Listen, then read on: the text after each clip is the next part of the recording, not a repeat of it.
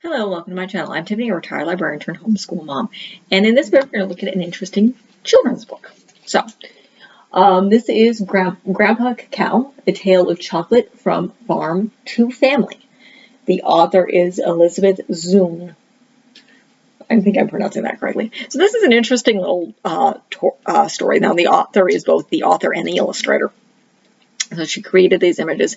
So it tells two stories here. It's a father who's talking to his daughter about his own father's life on a cacao or a cocoa plantation, as we better know it. We're talking about the creation of farming chocolate. In this case, on the Ivory Coast in Africa. Now, remember, chocolate and the cocoa beans specifically originate in Central and South America, but it is now farmed still in Central and South America, Mexico, as well as in around the Ivory Coast because it needs a tropical climate to grow, as well as in Indonesia. So that essentially is where the cacao tree, where chocolate comes from, is grown and farmed. And this specifically is talking about the Ivory Coast. I believe what country specifically? This book here. So, their father comes from, you just mentioned the Ivory Coast.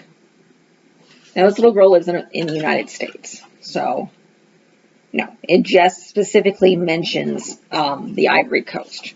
So, you have pictures. Her father talking to her about where he comes from in Africa. And she has she has actually spoken to her grandfather on the phone. Now it's her birthday, and they're talking about how her grandfather grew his plantation. So this is kind of an interesting way she did her story, where you see kind of the images, and the author at the back talks about how she does this to emphasize this is what is in the little girl's imagination. So, and they show talking about the cacao plant, so specifically the chocolate plant. That's what it looks like, the cacao fruit. And yes, it shows what it actually looks like on the inside. And yes, it is a white sticky fruit. That's what cocoa starts out looking like. And how her father tells the tale of his life, how he would help with the plantation when he was done with his schoolwork and his other chores, and how they would have to protect it. But it also shows and talks about the father and daughter making this special family chocolate cake, why he's in the process of doing this. So this is what they're doing. Her mother's gone to get a special surprise, which is kind of cool at the very end. So they talk about the chocolate and how they would sell it, and then how they would buy things in the market afterwards.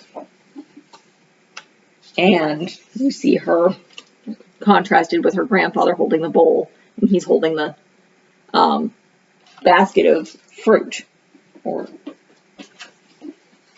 and they're licking the spoons. And talks about her grandfather. Chocolate would have been a special treat for him, so he never actually had chocolate, though they would occasionally, the children would sneak the chocolate fruit, which is actually very sweet. And again, they're making this chocolate cake and watching it rise together, licking the spoons. And then the special treat at the end is her mother brings home her grandfather from Africa. So he had flown over to see her, and it's kind of the best surprise, and he gives her a cocoa fruit.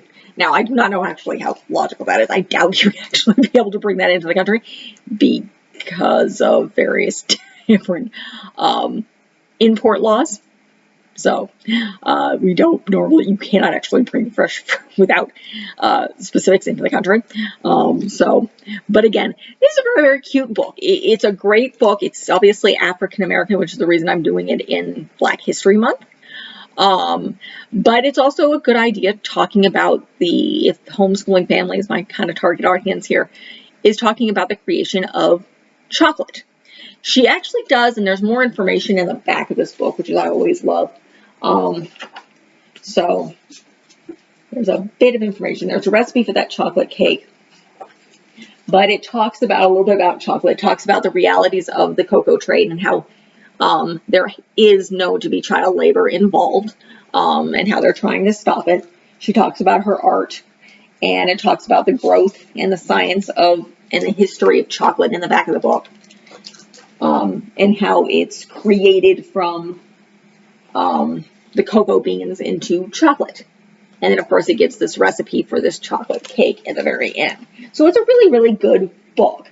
So it's very much, if you're doing Black history or if you're talking about the chocolate trade and how chocolate is made, it's a very, very good book to use. It has beautiful illustrations. And again, it's a father-daughter tale where the father and daughter are baking together. He's telling her about his life in his father's life in Africa.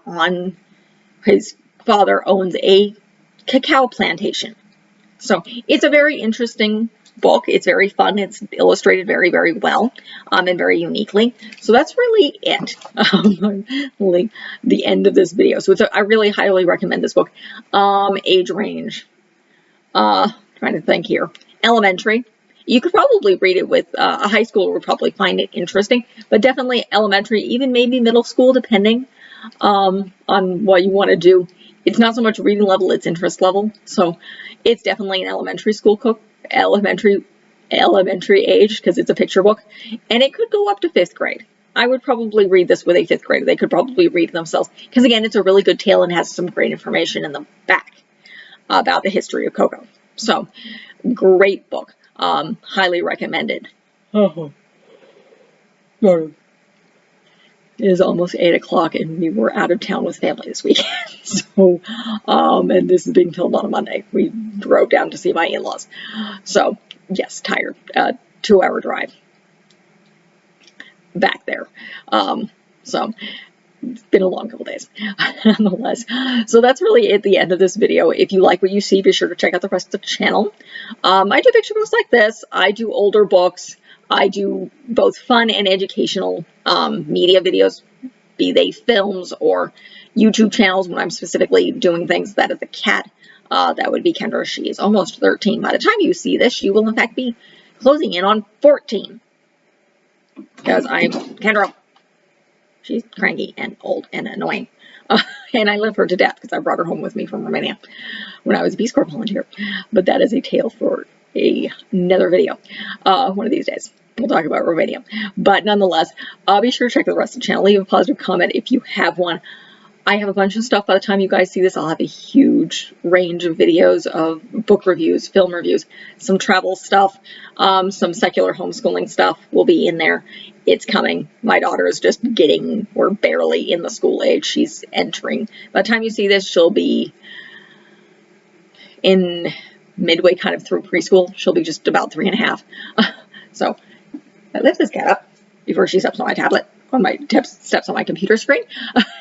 But again, like and subscribe, check out the channel. Thank you.